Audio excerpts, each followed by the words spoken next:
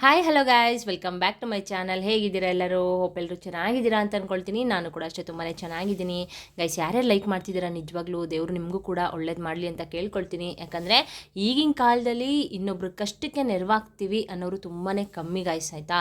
ನಾನು ಮಾತ್ರ ಚೆನ್ನಾಗಿರಬೇಕು, ನಾನು ಮಾತ್ರ ಬೆಳಿಬೇಕು, ನಾನು ಮಾತ್ರ ಎಲ್ಲರ ಮುಂದೆನೂ ಚೆನ್ನಾಗಿರಬೇಕು ಅಂತ ಅನ್ನೋವಂಥ ಕಾಲ ಇದು ಅಲ್ವಾ. ಅಂಥ ಕಾಲದಲ್ಲಿ ನೀವು ಇನ್ನೊಬ್ರು ಕಷ್ಟಕ್ಕೆ ನೆರವಾಗ್ತಿದ್ದೀರಾ ಅಂತಂದರೆ, ಒಂದು ಲೈಕ್ ಕೊಡೋ ಮುಖಾಂತರ ಕಷ್ಟಕ್ಕೆ ನೆರವಾಗ್ತಿದ್ದೀರಾ ಅಂತಂದರೆ ಅದು ಸುಮ್ಮನೆ ಅಂತೂ ಅಲ್ಲ, ಆಯಿತಾ. ನಿಜವಾಗ್ಲೂ ದೇವರು ನಿಮಗೆ, ಭಗವಂತ ನಿಮ್ಮ ಕಷ್ಟಗಳನ್ನೆಲ್ಲ ಕಳೀಲಿ, ನಿಮ್ಮ ಸಾಲಗಳೇನಾದರೂ ಇದ್ದರೆ ತೀರಲಿ, ನಿಮ್ದು ಎಂಥದೇ ಕಷ್ಟ ಇದ್ದರೂ ಕೂಡ ಕಳೀಲಿ ಅಂತ ನಾನು ಕೂಡ ದೇವ್ರ ಹತ್ರ ನಿಜವಾಗ್ಲೂ ಕೇಳ್ಕೊಳ್ತೀನಿ, ಓಕೆನಾ. ಹಾಗೆಯೇ ಹೊಸದಾಗಿ ನನ್ನ ಚಾನಲ್ ನೋಡ್ತಾ ಇರೋರು ಕೇಳ್ಬೋದು, ಯಾವ ರೀತಿ ಮೇಡಮ್ ನಾವು ಲೈಕ್ ಕೊಟ್ಟ ತಕ್ಷಣ ಇನ್ನೊಬ್ರು ಕಷ್ಟಕ್ಕೆ ನೆರವಾಗ್ತೀವಿ ಅಂತ ನೀವು ಕೇಳಬಹುದು. ಅಂದರೆ ಗೈಸ್, ನೀವು ಲೈಕ್ ಕೊಟ್ಟಷ್ಟು ವಿಡಿಯೋ ಅನ್ನೋದು ಲೀಕ್ ಆಗುತ್ತೆ. ನಿಜವಾಗ್ಲೂ ಗೈಸ್, ನಾನು ವ್ಯೂಸ್ಗಾಗಲಿ ಕಮೆಂಟ್ಸ್ಗಾಗಲಿ ಲೈಕ್ಸ್ಗಾಗಲಿ ಹೇಳ್ತಾ ಇಲ್ಲ, ನನಗೇನು ಗೊತ್ತು ಅದನ್ನು ನಾನು ನಿಮಗೆ ತಿಳಿಸ್ಕೊಡ್ತಾ ಹೋಗ್ತೀನಿ. ಯಾಕಂದರೆ ನಾನು ಕೂಡ ಕಷ್ಟನ ನೋಡಿದ್ದೀನಿ, ನನಗೂ ಕೂಡ ಈ ರೀತಿ ರೆಮಿಡಿಗಳನ್ನ ಮಾಡಿಕೊಂಡು ಕಷ್ಟಗಳನ್ನ ನಾನು ಕೂಡ ಕಳ್ಕೊಂಡಿದ್ದೀನಿ. ಅದೇ ರೀತಿ ನೀವು ಕೂಡ ಚೆನ್ನಾಗಿರಬೇಕು. ಈಗ ನನಗೆ ಯಾವ ರೀತಿ ಕಷ್ಟಗಳನ್ನ ಕಳ್ಕೊಂಡೆ, ಅದೇ ರೀತಿ ನೀವು ಕೂಡ ನಿಮ್ಮ ಕಷ್ಟಗಳನ್ನ ಕಳ್ಕೊಂಡು ನೀವು ಕೂಡ ಚೆನ್ನಾಗಿರಬೇಕು ಅನ್ನೋದು ನನ್ನ ಭಾವನೆ ಅಷ್ಟೇ ಗೈಸ್, ಬೇರೆ ಇನ್ನೇನೂ ಇಲ್ಲ, ಆಯಿತಾ. ವಿಡಿಯೋ ಅನ್ನೋದು ಲೀಕ್ ಆಗುತ್ತೆ. ನಮ್ಮ ಥರ ನಿಮ್ಮ ಥರ ಕಷ್ಟದಲ್ಲಿರೋರು ತುಂಬ ಜನ ಇರ್ತಾರೆ ಅಲ್ವಾ, ಅವ್ರಿಗೆಲ್ಲ ಏನೋ ಒಂದು ನಮ್ಮ ಮುಖಾಂತರ ಒಳ್ಳೇದಾದರೆ ಸಾಕು ಅಷ್ಟೇ. ಅದಕ್ಕೋಸ್ಕರ ಲೈಕ್ ಮಾಡಿ ಅಂತ ಹೇಳ್ತಾ ಇರೋದು.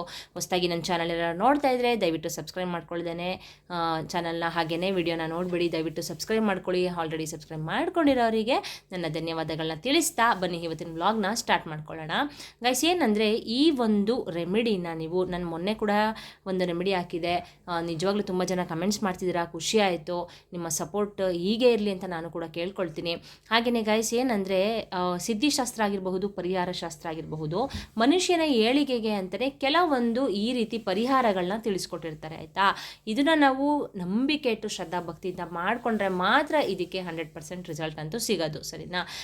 ನೀವು ಅಂದರೆ ಕೆಲವೊಬ್ರು ಏನು ಅಂದ್ಕೋತಾರೆ ಅಂದರೆ, ಇವ್ರು ಹೇಳಿದ ತಕ್ಷಣ ಆಗ್ಬಿಡುತ್ತಾ, ಇದನ್ನು ಮಾಡಿಬಿಡಿದ ತಕ್ಷಣ ಆಗ್ಬಿಡುತ್ತಾ, ಈ ರೀತಿ ಒಂದು ಮನೋಸ್ಥಿತಿ ಮನೋಭಾವನೆಯನ್ನು ಇಟ್ಕೊಂಡು ಮಾಡಿದ್ರೆ ಖಂಡಿತವಾಗ್ಲೂ ಅದು ನೆರವೇರೋದಿಲ್ಲ ಗೈಸ್, ಓಕೆನಾ. ಸೊ ಅದಕ್ಕೆ ಹೇಳ್ತಾ ಇರೋದು, ಒಂದು ನಂಬಿಕೆ ಇಟ್ಟು ಮಾಡ್ಕೊಳ್ಳಿ. ನಾನು ಪದೇ ಪದೇ ಅಷ್ಟೇ ಹೇಳೋದು ನಿಮಗೆ, ಒಂದು ನಂಬಿಕೆ ಇಟ್ಟು ಮಾಡ್ಕೊಳ್ಳಿ, ನಿಮ್ಮ ಕಷ್ಟಗಳು ನಿಜವಾಗ್ಲೂ ತೀರುತ್ತೆ, ಸರಿನಾ. ಸೊ ಈ ಒಂದು ರೆಮಿಡಿಯಿಂದ ಏನು ಯೂಸಸ್ ಅಂತ ನೀವು ಕೇಳೋದಾದರೆ, ಈ ಒಂದು ರೆಮಿಡಿಯಿಂದ ಗೈಸ್, ನೀವು ಆರೋಗ್ಯದ ಸಮಸ್ಯೆ ಏನಾದರೂ ಬಳಲ್ತಾ ಇದ್ದರೆ, ಮನೆಯಲ್ಲಿ ಗಂಡ ಹೆಂಡತಿ ಜಗಳ ಏನಾದರೂ ಆಗ್ತಾ ಇದ್ದರೆ, ಮನೆಯಲ್ಲಿ ಮಕ್ಕಳು ಹುಷಾರು ತಪ್ತಾ ಇದ್ದರೆ, ಸರಿನಾ. ಹಾಗೆಯೇ ನಿಮ್ಮ ಮನೆಯಲ್ಲಿ ಏನೇ ಒಂದು ಈಗ ಕೆಟ್ಟ ದೃಷ್ಟಿ ಬಿದ್ದಿರಬಹುದು, ಒಂದು ನೆಗೆಟಿವ್ ಎನರ್ಜಿದು ದೃಷ್ಟಿ ಬಿದ್ದಿರಬಹುದು, ಇಲ್ಲ ಜನಗಳ ಕೆಟ್ಟ ದೃಷ್ಟಿ ಬಿದ್ದಿರಬಹುದು, ಯಾವುದೇ ಒಂದು ಸಮಸ್ಯೆ ಅಂದರೆ ಸಾಲದ ಸುಳಿಯಲ್ಲಿ ಸಿಗಾಕೊಂಡಿದ್ರು ಕೂಡ ಈ ಒಂದು ರೆಮಿಡಿ ಅದ್ಭುತವಾಗಿ ಕೆಲಸನ ಮಾಡುತ್ತೆ, ಓಕೆನಾ. ಒಂದು ನಂಬಿಕೆ ಇಟ್ಟು ಮಾಡ್ಕೊಳ್ಳಿ, ಒಳ್ಳೆಯದಾಗುತ್ತೆ. ಹಾಗೆಯೇ ಇದನ್ನು ಯಾವ ವಾರ ಮಾಡಬೇಕು ಮೇಡಮ್ ಅಂತ ನೀವು ಕೇಳಬಹುದು. ಇದನ್ನು ಗೈಸ್ ಇಂಥ ವಾರ ಅಂತ ಏನಿಲ್ಲ, ನೀವು ಯಾವ ದಿನ ಬೇಕಾದರೂ ಮಾಡ್ಬೋದು, ಆದರೆ ಇದನ್ನು ನೀವು ನೈಟು ಮಲ್ಕೊಳ್ಳೋಕ್ಕಿಂತ ಮುಂಚೆ ಮಾಡಬೇಕು, ಸರಿನಾ. ಅಂದರೆ ಒಂದು 8 ಗಂಟೆ ಮೇಲೆ ಮಾಡ್ಕೊಳ್ಳಿ, ಒಂದು 12 ಗಂಟೆ ಒಳಗಡೆ ನೀವು ಯಾವಾಗ ಮಲ್ಕೊಳ್ಳೋಕೆ ಹೋಗ್ತಿದ್ದೀರಾ ಆವಾಗ ಈ ಒಂದು ರೆಮಿಡಿನ ಮಾಡ್ಕೊಳ್ಳಿ, ಒಳ್ಳೆಯದಾಗುತ್ತೆ. ಶುಕ್ರವಾರನೂ ಮಾಡ್ಕೋಬೋದು, ಮಂಗಳವಾರ ಮಾಡ್ಕೋಬೋದು. ಈಗ ಮಂಗಳವಾರ ನಾಳೆ ಬಿದ್ದಿದೆ ಅಲ್ವಾ, ನಾಳೆನೂ ಮಾಡ್ಕೊಳ್ಳಿ, ಒಳ್ಳೆಯದಾಗುತ್ತೆ. ಇಲ್ಲ ಮೇಡಮ್ ನಮ್ಗೆ ಇವತ್ತು ಈ ವಿಡಿಯೋ ಸಿಕ್ತು, ನಾವು ಇವತ್ತೇ ಮಾಡ್ಕೊಳ್ತೀವಿ ಅನ್ನೋರು ಕೂಡ ಮಾಡ್ಕೊಳ್ಬಹುದು. ಅಂದರೆ ನಿಮ್ಗೆ ಯಾವಾಗ ಈ ವಿಡಿಯೋ ರೀಚ್ ಆಗುತ್ತೆ ಆವಾಗ ಮಾಡ್ಕೊಳ್ಳಿ, ಖಂಡಿತವಾಗ್ಲೂ ನಿಮಗೆ ಒಳ್ಳೆಯದಂತೂ ಆಗೇ ಆಗುತ್ತೆ. ಈಗ ಗೊತ್ತಿಲ್ಲದೇನೋ ಕೆಲವೊಂದು ತಪ್ಪುಗಳನ್ನ ನಾವು ಕೂಡ ಮಾಡಿಬಿಟ್ಟಿರ್ತೀವಿ ಗಾಯ್ಸ್ ಅಲ್ವಾ. ಅದನ್ನು ನಾವು ಪರಿಹಾರ ಮಾಡ್ಕೊಳ್ಬೇಕು ಅಂತಂದರೆ ಕೆಲವೊಂದು ಪೂಜೆಗಳನ್ನೂ ಕೂಡ ಮಾಡಿಸ್ಬೇಕಾಗುತ್ತೆ. ಆ ಪೂಜೆಗಳನ್ನ ಮಾಡಿಸೋದಕ್ಕೂ ಕೂಡ ನಮ್ಮ ಹತ್ರ ದುಡ್ಡು ಕಾಸು ಇರೋದಿಲ್ಲ ಅಲ್ವಾ. ಯಾವುದೋ ಒಂದು ದೋಷನ ಕಳೀಲಿಕ್ಕೂ ಕೂಡ ನಮಗೆ ಕೆಲವೊಂದು ದೋಷಗಳು ಕೂಡ ಇರುತ್ತೆ, ಅದನ್ನು ಕಳೀಲಿಕ್ಕೂ ಕೂಡ ನಮ್ಮ ಹತ್ರ ಅಂದರೆ ಪೂಜೆ ಮಾಡಿಸಿ ಕಳ್ಕೊಳ್ಳೋಕ್ಕೂ ಕೂಡ ನಮ್ಮ ಹತ್ರ ದುಡ್ಡು ಇರೋದಿಲ್ಲ. ಅದರಿಂದ ನಾವೇನು ಮಾಡಬೇಕಂದ್ರೆ, ಈ ರೀತಿ ಚಿಕ್ಕ ಪುಟ್ಟ ಅಂದರೆ ಮನೆಯಲ್ಲೇ ನಾವು ಯೂಸ್ ಮಾಡ್ಕೊಳ್ಳುವಂಥ ಪದಾರ್ಥಗಳನ್ನ ಯೂಸ್ ಮಾಡಿಕೊಂಡು ಈ ರೀತಿ ಚಿಕ್ಕ ಪುಟ್ಟ ತಂತ್ರಗಳನ್ನ ನಾವು ಮನೆಯಲ್ಲಿ ಮಾಡ್ಕೊಳ್ಳೋದ್ರಿಂದ ನಿಜವಾಗ್ಲೂ ನಮಗೆ ಯಾವುದೇ ಒಂದು ಕಂಟಕ ಇದ್ದರೂ ಕೂಡ ಅದು ಕ್ಲಿಯರ್ ಆಗುತ್ತೆ, ಸರಿನಾ. ಆದರೆ ಈಗ ನೀವು ಯಾವ ರೀತಿ ಪೂಜೆ ಎಲ್ಲ ಮಾಡಿಸ್ಬೇಕಾದ್ರೆ ಅಂದರೆ ತುಂಬಾ ಭಕ್ತಿಯಿಂದ ನಂಬಿಕೆ ಇಟ್ಟು ಮಾಡಿಸ್ತಿರೋ, ಅದೇ ರೀತಿ ಈ ಒಂದು ರೆಮಿಡಿಗಳನ್ನೂ ಕೂಡ ನೀವು ಭಕ್ತಿಯಿಂದ ಮಾಡ್ಕೊಳ್ಬೇಕು. ಹಾಗೆಯೇ ಇಲ್ಲಿ ನೋಡಿ, ನಾನು ಒಂದು ಗ್ಲಾಸ್ನ ತೊಗೊಂಡಿದ್ದೀನಿ, ಗ್ಲಾಸಲ್ಲಿ ಮುಕ್ಕಾಲು ಭಾಗದಷ್ಟು ನೀರನ್ನ ಹಾಕಿದ್ದೀನಿ, ಓಕೆನಾ. ಗಾಜನ್ನೇ ಏನಕ್ಕೆ ತೊಗೋತೀನಿ ಅಂದರೆ ಗೈಸ್, ನಾನು ಯಾವಾಗಲೂ ಒಂದು ನೆಗೆಟಿವಿಟಿನ ಎಳ್ಕೊಳ್ಳೋ ಶಕ್ತಿ ಈ ಗಾಜಿಗೆ ಇದೆ, ಸರಿನಾ. ಹಾಗೆಯೇ ಅದರೊಳಗಡೆ ಮುಕ್ಕಾಲು ಭಾಗದಷ್ಟು ನೀರನ್ನ ಹಾಕ್ಕೊಂಡಿದ್ದೀನಿ. ಅದ್ರ ಜೊತೆಗೆ ನೋಡಿ, ಇಲ್ಲಿ ನಾನು ಕಲ್ಲುಪ್ಪನ್ನ ಸೇರಿಸ್ಕೊಂಡಿದ್ದೀನಿ. 1 ಟೇಬಲ್ ಸ್ಪೂನಷ್ಟು ಕಲ್ಲುಪ್ಪು, ಹಾಗೆಯೇ 1 ಟೇಬಲ್ ಸ್ಪೂನಷ್ಟು ಸಾಸಿವೆ, ಹಾಗೆಯೇ ಒಂದು ಅರ್ಧ ಟೇಬಲ್ ಸ್ಪೂನಷ್ಟು ಅರಿಶಿನ, ಹಾಗೆಯೇ 2 ಲವಂಗನ ನಾನು ಇದ್ರ ಜೊತೆ ತೊಗೊಂಡಿದ್ದೀನಿ, ಸರಿನಾ. ನೋಡಿ, ಕಲ್ಲುಪ್ಪಾಗಿರ್ಬಹುದು, ಆಗಿರಬಹುದು, ಸಾಸಿವೆ ಆಗಿರಬಹುದು, ಕಲ್ಲುಪ್ಪಿಗೆ ಒಂದು ಅಂದರೆ ತುಂಬಾ ಒಂದು 100% ರಿಸಲ್ಟ್ ಅಂತೂ ಸಿಗುತ್ತೆ. ಕಲ್ಲುಪ್ಪಿನಿಂದ ಮಾಡುವಂಥ ಪರಿಹಾರಗಳಿಗೆ ಗಾಯ್ಸ್ ಯಾವುದೇ ಒಂದು ನೆಗೆಟಿವಿಟಿ ಏನಾದರೂ ಇದ್ದರೆ ನಿಮ್ಮ ಮನೆಯಿಂದ ಅದು ಹೊರಗಡೆ ಹಾಕುತ್ತೆ, ಆಯಿತಾ. ಈಗ ನಿಮ್ಮ ಮನೆಯಲ್ಲಿ ಯಾವುದೋ ಒಂದು ಕೆಟ್ಟ ಶಕ್ತಿ ಸೇರಿಕೊಂಡಿದೆ, ಒಂದು ನೆಗೆಟಿವ್ ಇದೆ ಅಂತ ಅಂದಾಗಲೇ ಅಲ್ವಾ ನಮಗೆ ಈ ರೀತಿ ಸಮಸ್ಯೆಗಳು ಸ್ಟಾರ್ಟ್ ಆಗೋದು. ಅಂದರೆ ಮನೆಯಲ್ಲಿ ಗಂಡ ಹೆಂಡತಿ ಕಿರಿಕಿರಿ ಜಗಳಗಳಾಗಿರಬಹುದು, ಸುಮ್ಮನೆ ರೀಸನೇ ಇರೋದಿಲ್ಲ, ಆ ರೀತಿ ಜಗಳಗಳಾಗ್ತಾ ಇರುತ್ತೆ. ಮಕ್ಳುಗಳು ಹೇಳಿದ ಮಾತು ಕೇಳ್ತಾ ಇರೋದಿಲ್ಲ, ಹಠ ಮಾಡ್ತಾ ಇರ್ತಾರೆ. ಹಾಗೆಯೇ ದೊಡ್ಡವರು ಕೂಡ ಅಷ್ಟೇ ಹುಷಾರು ತಪ್ತಾನೇ ಇರ್ತಾರೆ. ಡಾಕ್ಟ್ರು ತೋರಿಸಿದ್ರು ಕೂಡ ಅವ್ರಿಗೆ ಏನೂ ಕೂಡ ಪ್ರಾಬ್ಲಮ್ ಇಲ್ಲ ಅಂತ ಹೇಳ್ತಾರೆ ಡಾಕ್ಟ್ರು. ಈ ರೀತಿ ಸಮಸ್ಯೆಗಳು, ಅಕ್ಕಪಕ್ಕದವರು ಕೆಟ್ಟ ದೃಷ್ಟಿ ಬೀಳೋದಾಗಿರಬಹುದು, ಈ ರೀತಿ ಸಮಸ್ಯೆಗಳು ಇರುತ್ತೆ ಅಲ್ವಾ. ಒಂದು ನೆಗೆಟಿವಿಟಿ ನಿಮ್ಮ ಮನೇಲಿ ಇದ್ದರೆ ನಿಜವಾಗ್ಲೂ ಈ ರೀತಿ ಸಮಸ್ಯೆಗಳನ್ನ ಎದುರಿಸ್ತಾ ಇರ್ತೀರ. ಹಾಗೆಯೇ ಮನೆನ ಆದಷ್ಟು ಕ್ಲೀನಾಗಿ ಇಟ್ಕೊಳ್ಳಿ, ಸ್ವಚ್ಛವಾಗಿ ಇಟ್ಕೊಳ್ಳಿ. ಸ್ವಚ್ಛತೆ ಎಲ್ಲಿರುತ್ತೋ ಮತ್ತು ಮಹಾಲಕ್ಷ್ಮಿ ಖಂಡಿತವಾಗ್ಲೂ ಅಲ್ಲಿ ನೆಲೆಸಿರ್ತಾರೆ, ಸರಿನಾ. ಪೂಜೆಗಳನ್ನ ಮಾಡ್ಕೊಳ್ಳಿ, ದೇವ್ರಿಗೆ ಡೈಲಿ ದೀಪನ ಹಚ್ಚಿ ಒಂದು ಪಾಸಿಟಿವಿಟಿನ ನೀವು ಮನೆಯಲ್ಲಿ ಕ್ರಿಯೇಟ್ ಮಾಡಿಕೊಂಡಷ್ಟು ನಿಮ್ಮ ಸಮಸ್ಯೆಗಳು ಪರಿಹಾರ ಆಗುತ್ತೆ. ಜೊತೆಗೆ ಈ ಕೆಲವೊಂದು ರೆಮಿಡಿಗಳನ್ನು ಕೂಡ ನೀವು ಯಾವ ರೀತಿ ನೀವು ಒಂದು ಪಾಸಿಟಿವಿಟಿ ಆಗಿ ಮನೆಯನ್ನು ಇಟ್ಕೊಳ್ತೀರಾ, ಹಾಗೆಯೇ ಈ ಒಂದು ರೆಮಿಡಿನ ಕೂಡ ನಂಬಿಕೆ ಇಟ್ಟು ಮಾಡ್ಕೋಬೇಕಾಗತ್ತೆ, ಸರಿನಾ. ಸೊ ನಾನಿಲ್ಲಿ ಸಾಸಿವೆನೂ ಕೂಡ ತೊಗೊಂಡಿದ್ದೀನಿ. ಸಾಸಿವೆನೂ ಅಷ್ಟೇ ಒಂದು ಕೆಟ್ಟ ದೃಷ್ಟಿನ ನಿಮ್ಮ ಮನೆಯಿಂದ ಒಂದು ನೆಗೆಟಿವಿಟಿನ ಹೊರಗಡೆ ಹಾಕುವಂಥ ಶಕ್ತಿ ಈ ಸಾಸಿವೆಗೂ ಇದೆ, ಹಾಗೆಯೇ ಕಲ್ಲುಪ್ಪಿಗೂ ಇದೆ. ಇನ್ನು ಅರಿಶಿನ ಅಂತೂ ಕೇಳಬೇಕಾ, ದೇವತೆಗಳಿಗೆ ಒಂದು ತುಂಬಾ ಪ್ರಿಯವಾದ ಪದಾರ್ಥ ಅಂತಲೇ ಹೇಳ್ಬೋದು. ನಮ್ಮ ಹಿಂದೂ ಸಂಪ್ರದಾಯದಲ್ಲಿ ನಾವು ಯಾವುದೇ ಒಂದು ಶುಭಾರಂಭಗಳು ಅಂತಂದರೆ ಯಾವುದೇ ಒಂದು ಒಳ್ಳೆ ಕೆಲಸಗಳನ್ನ ಮಾಡಬೇಕಾದ್ರೂ ಕೂಡ ನಾವು ಅರಿಶಿನ ಯೂಸ್ ಮಾಡ್ತೀವಿ. ಅದ್ರ ಜೊತೆಗೆ ಮತ್ತು ಮಹಾಲಕ್ಷ್ಮಿಗೆ ಅರಿಶಿನ ಅಂದರೆ ತುಂಬಾ ಪ್ರಿಯವಾದದ್ದು. ಅದಕ್ಕೆ ನಾನಿಲ್ಲಿ ಅರಿಶಿನ ತೊಗೊಂಡಿದ್ದೀನಿ. ಹಾಗೆಯೇ ಲವಂಗನೂ ಕೂಡ ತೊಗೊಂಡಿದ್ದೀನಿ, 2 ಲವಂಗನ ತೊಗೊಂಡಿದ್ದೀನಿ. ಲವಂಗ ಏನು ಅಂದರೆ ಗಾಯ್ಸ್, ನಿಮ್ಮ ಮನೆಯಲ್ಲಿ ಒಂದು ಅಂದರೆ ಸಾಲದ ಸಮಸ್ಯೆನಲ್ಲಿ ಸುಳಿನಲ್ಲಿ ಸಿಗಾಕೊಂಡಿದ್ರೆ, ಹಣ ಅನ್ನೋದು ಮನೆಯಲ್ಲಿ ನಿಲ್ತಾ ಇಲ್ಲ, ಮನೆಯಲ್ಲಿ ಅಭಿವೃದ್ಧಿ ಆಗಬೇಕು ಹಣ ಅಂದರೆ ಈ 2 ಲವಂಗ ಅನ್ನೋದು ತುಂಬಾ ಹೆಲ್ಪ್ ಮಾಡುತ್ತೆ. ಹಾಗೆಯೇ ಒಂದು ನೆಗೆಟಿವಿಟಿ ಇದ್ದರೂ ಕೂಡ ಈ 2 ಲವಂಗ ಬಂದು ಮನೆಯಿಂದ ಹೊರಗಡೆ ಹಾಕುತ್ತೆ, ಸರಿನಾ. ಇಷ್ಟೇ ಗಾಯ್ಸ್, ಇಷ್ಟು ಪದಾರ್ಥಗಳನ್ನ ತೊಗೊಳ್ಬೇಕು, ನೀವು ತಗೊಳ್ಳಿ, ಆಯಿತಾ. ಹಾಗೆಯೇ ಈ ರೀತಿ ತಂತ್ರಗಳನ್ನ ಮಾಡ್ಕೊಳ್ಳೋದಕ್ಕೆ ನೀವು ಅಡುಗೆ ಮಾಡ್ತಿರಲ್ಲ ಉಪ್ಪು, ಆ ಉಪ್ಪನ್ನ ಯೂಸ್ ಮಾಡೋಕ್ಕೆ ಹೋಗಬೇಡಿ.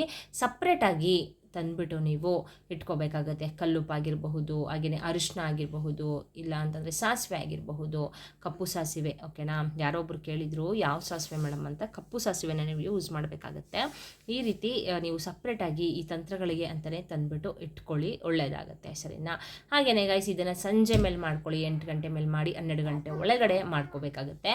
ನೋಡಿ, ಇಷ್ಟು ಪದಾರ್ಥಗಳನ್ನ ತಗೊಂಡು ನಾವೇನು ಮಾಡಬೇಕು ಅಂತ ಅಂದರೆ ಸಂಕಲ್ಪನ ಮಾಡ್ಕೊಳ್ಬೇಕು. ಈ ರೀತಿ ಕೈಯಲ್ಲಿ ಹಿಡ್ಕೊಂಡು ಮತ್ತು ಮಹಾಲಕ್ಷ್ಮಿಗೆ, ತಾಯಿ ನಮ್ಮ ಮನೆಯಲ್ಲಿ ಈ ರೀತಿ ಪ್ರಾಬ್ಲಮ್ನ ಫೇಸ್ ಮಾಡ್ತಾ ಇದ್ದೀವಿ ಅಂದರೆ ಮನೆಯಲ್ಲಿ ₹1 ಉಳಿತಾ ಇಲ್ಲ, ಸಾಲ ಜಾಸ್ತಿ ಆಗ್ತಾನೆ ಇದೆ, ಆರೋಗ್ಯ ಅನ್ನೋದು ಹದಗೆಟ್ಟಿದೆ, ಆರೋಗ್ಯ ಸಮಸ್ಯೆ ಕ್ಲಿಯರ್ ಆಗ್ತಾ ಇಲ್ಲ, ನಮ್ಮ ಮನೆಯಲ್ಲಿ ನನಗೂ ನನ್ನ ಗಂಡನಿಗೂ ತುಂಬಾ ಜಗಳ ಕಿರಿಕಿರಿ, ಮನೆಯಲ್ಲಿ ಮಕ್ಕಳು ಹೇಳಿದ ಮಾತು ಕೇಳ್ತಾ ಇಲ್ಲ, ಹುಷಾರು ತಪ್ತಾನೆ ಇದ್ದಾರೆ, ಕೆಟ್ಟ ದೃಷ್ಟಿಗಳು ನಮ್ಮ ಮೇಲೆ ಬಿದ್ದಿದೆ, ಅಕ್ಕಪಕ್ಕದವರ ದೃಷ್ಟಿ ಕೂಡ ನಮ್ಮ ಮೇಲೆ ಬಿದ್ದಿದೆ, ಈ ಎಲ್ಲ ನಿವಾರಣೆ ಆಗಬೇಕು, ಈ ಎಲ್ಲ ಕಷ್ಟಗಳು ಸಂಕಷ್ಟಗಳು ನನಗೆ ನಿವಾರಣೆ ಆಗಬೇಕು, ಅದಕ್ಕೋಸ್ಕರನೇ ಈ ಒಂದು ತಂತ್ರನ ಮಾಡ್ಕೊಳ್ತಾ ಇದ್ದೀನಿ ತಾಯಿ ಅಂತ ನೀವು ಕೇಳಿಕೊಂಡು ದೇವ್ರ ಹತ್ರ ನೀವು ಸಂಕಲ್ಪನ ಮಾಡಿಕೊಂಡು ಈ ರೀತಿ ನೀರೊಳಗಡೆ ನೀವು ಇದನ್ನು ಹಾಕಬೇಕಾಗತ್ತೆ. ನೋಡಿ, ಹಾಕ್ತಾಯಿದ್ದೀನಿ.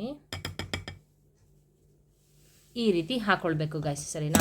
ಈ ರೀತಿ ಹಾಕ್ಕೊಂಡು ನೀವು ಸಂಕಲ್ಪ ಎಲ್ಲ ಮಾಡಿಕೊಂಡು ಈ ರೀತಿ ನೀವು ಹಾಕ್ಕೊಂಡು ನೀವೇನು ಮಾಡಬೇಕು ಅಂತ ಅಂದರೆ ಯಾವುದಾದ್ರೂ ಒಂದು ಮೂಲೆಯಲ್ಲಿ ನೀವು ಇದನ್ನು ಇಟ್ಟುಬಿಡಬೇಕು, ಸರಿನಾ.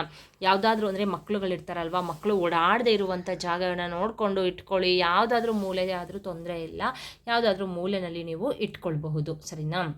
ನೈಟು ಪೂರ್ತಿ ಇದನ್ನು ಅಂದರೆ ಅಲ್ಲೇ ಮೂಲೆಯಲ್ಲಿ ಇಟ್ಟುಬಿಡಿ. ಮಕ್ಕಳು ಓಡಾಡ್ತಾ ಇರ್ತಾರೆ, ಚೆಲ್ಬಿಡ್ತಾರೆ. ಇದನ್ನು ನೀವು ಸಂಕಲ್ಪ ಮಾಡ್ಕೊಂಡ್ಮೇಲೆ ಯಾವುದೇ ಕಾರಣಕ್ಕೂ ಈ ಪದಾರ್ಥಗಳಾಗಿರಬಹುದು, ನೀರಾಗಿರಬಹುದು, ಒಂದು ಚೂರು ಕೂಡ ಮನೆ ಒಳಗಡೆ ಚೆಲ್ಲಂಗಿಲ್ಲ. ಯಾಕಂದರೆ ಈ ಅಂದರೆ ಇದರಲ್ಲಿ ನಾವು ಯೂಸ್ ಮಾಡುವಂಥ ಪದಾರ್ಥಗಳು ಕಲ್ಲುಪ್ಪಾಗಿರಬಹುದು, ಸಾಸಿವೆ ಆಗಿರಬಹುದು, ಎಲ್ಲನೂ ಕೂಡ ಗಾಯ್ಸ್ ಒಂದು ನೆಗೆಟಿವಿಟಿನ ನಿಮ್ಮ ಮನೆಯಲ್ಲಿ ಯಾವುದೇ ಒಂದು ನೆಗೆಟಿವಿಟಿ ಇದ್ದರೂ ಕೂಡ ಈ ಒಂದು ನೀರು ಅದನ್ನು ಎಳ್ಕೊಂಡಿರುತ್ತೆ, ಸರಿನಾ. ಅದಕ್ಕೆ ಹೇಳ್ತಾ ಇರೋದು, ಕೆಳಗಡೆ ಒಂದು ಸ್ವಲ್ಪ ಕೂಡ ನೀವು ಬೀಳಿಸ್ದೇ ಇರೋ ಥರ ನೋಡ್ಕೊಳ್ಬೇಕು. ಅದಾದಮೇಲಿಂದ ಗೈಸ್ ನೀವು ನೈಟ್ ಫುಲ್ಲು ಅಲ್ಲಿ ಇಟ್ಬಿಡಿ, ಮಕ್ಕಳು ಓಡಾಡ್ತಾ ಇರ್ತಾರೆ, ಚೆಲ್ಲಬಾರ್ದು, ಆ ರೀತಿ ನೋಡ್ಕೋಬೇಕಾಗತ್ತೆ, ಸರಿನಾ. ಅದಾದಮೇಲಿಂದ ಬೆಳಿಗ್ಗೆ ಅಷ್ಟೊತ್ತಿಗೆ ಎದ್ದುಬಿಟ್ಟು ಈ ಒಂದು ನೀರನ್ನು ನೀವು ತೊಗೊಂಡೋಗ್ಬಿಟ್ಟು ಯಾವುದಾದ್ರೂ ಒಂದು ಗಿಡದ ಹತ್ರ ನೀವು ಹಾಕ್ಬಿಡ್ಬೇಕು. ಯಾರು ಓಡಾಡದೇ ಇರುವಂಥ ಜಾಗನ ನೋಡಿಕೊಂಡು ಹಾಕ್ಕೊಳ್ಳಿ. ನಮ್ಮಿಂದ ಇನ್ನೊಬ್ರಿಗೆ ತೊಂದರೆ ಆಗಬಾರ್ದು, ಓಕೆನಾ. ನಮ್ಮಿಂದ ಇನ್ನೊಬ್ರಿಗೆ ಒಳ್ಳೇದಾಗಬೇಕು ಹೊರತು ತೊಂದರೆ ಅಂತೂ ಆಗಕ್ಕಂತೂ ಹೋಗಬಾರ್ದು. ಯಾವುದಾದ್ರೂ ಒಂದು ಗಿಡ, ಯಾರು ಓಡಾಡದೇ ಇರುವಂಥ ಜಾಗಕ್ಕೆ ತೊಗೊಂಡೋಗ್ಬಿಟ್ಟು ಇದನ್ನು ಯಾವುದಾದ್ರೂ ಒಂದು ಗಿಡದ ಹತ್ರ ನೀವು ಹಾಕ್ಬಿಡಿ, ಓಕೆನಾ. ಹಾಕ್ಬಿಟ್ಟು ಬಂದ್ಬಿಟ್ಟು ಈ ಗ್ಲಾಸ್ನ ಕ್ಲೀನಾಗಿ ವಾಶ್ ಮಾಡ್ಕೊಂಬಿಟ್ಟು ಆಗಲೇ ಹೇಳ್ದಂಗೆ ಗೈಸ್, ಮನೆಯಲ್ಲಿ ನೀವು ಬೆಳಿಗ್ಗೆ ಇದನ್ನು ತೊಗೊಂಡು ಚೆಲ್ಲಕ್ಕೆ ಹೋಗಬೇಕಾದ್ರೆ ಒಂದು ತೊಟ್ಟು ನೀರು ಕೂಡ ಕೆಳಗಡೆ ಬೀಳದೇ ಇರೋ ರೀತಿ ನೋಡ್ಬಿಟ್ಟು ನೀವು ತೊಗೊಂಡೋಗ್ಬೇಕು, ಸರಿನಾ. ಅದಾದಮೇಲಿಂದ ಬಂದು ನೀವು ಗ್ಲಾಸ್ನ ಕ್ಲೀನಾಗಿ ವಾಶ್ ಮಾಡಿಕೊಂಡು ದೇವರಿಗೆ ಮತ್ತೆ ದೀಪನ ಹಚ್ಬಿಟ್ಟು ನೀವು ದೇವರ ನಾನು ಈ ರೀತಿ ಸಂಕಲ್ಪನ ಮಾಡಿಕೊಂಡು ಈ ರೀತಿ ಒಂದು ತಂತ್ರನ ಮಾಡಿದ್ದೀನಿ, ನನಗೆಲ್ಲಾನು ಒಳ್ಳೇದು ಮಾಡು ತಾಯಿ ಅಂತ ಮಾತೆ ಮಹಾಲಕ್ಷ್ಮಿಗೆ ಕೆಂಪು ಹೂವನ್ನು ಮುಟ್ಟಿಸಿ ಹಾಗೆಯೇ ತುಪ್ಪದ ದೀಪನ ಹಚ್ಬಿಟ್ಟು ನೀವು ತುಪ್ಪದ ದೀಪ ಹಚ್ಚೋಕ್ಕೆ ಶಕ್ತಿ ಇಲ್ಲ ಮೇಡಮ್ ಅನ್ನೋರು 10 ರೂಪಾಯಿ ಪ್ಯಾಕೆಟ್ ಸಿಗುತ್ತಲ್ವಾ, 10 ರೂಪಾಯಿ ಪ್ಯಾಕೆಟ್ ತಂದುಬಿಟ್ಟು ತುಪ್ಪದ ದೀಪನ ಮಾತೆ ಮಹಾಲಕ್ಷ್ಮಿಗೆ ಹಚ್ಚಿ ಹಾಗೆಯೇ ಯಾವುದಾದ್ರೂ ಒಂದು ಬೆಲ್ಲದಿಂದ ನೈವೇದ್ಯನ ಮಾಡಿಬಿಟ್ಟು ಇಡಿ, ಓಕೆನಾ. ಇಷ್ಟು ಮಾಡ್ಕೊಳ್ಳಿ ಗಾಯ್ಸ್. ನೋಡಿಬೇಕಾದ್ರೆ ಇದನ್ನು ನೀವು 3 ವಾರ ಮಾಡಬೇಕಾಗುತ್ತೆ ಕಂಟಿನ್ಯೂಸ್ಸಾಗಿ. ನೀವು ಯಾವ ವಾರ ಮಾಡ್ತೀರಾ, ಇವತ್ತು ಸೋಮವಾರ ಅಲ್ವಾ, ಇವತ್ತು ಮಾಡಿದ್ರೆ ನೆಕ್ಸ್ಟ್ ಸೋಮವಾರ ಮತ್ತೆ ಮಾಡಿ, ಅದರ ನೆಕ್ಸ್ಟ್ ಸೋಮವಾರ ಮತ್ತೆ ಮಾಡಿ.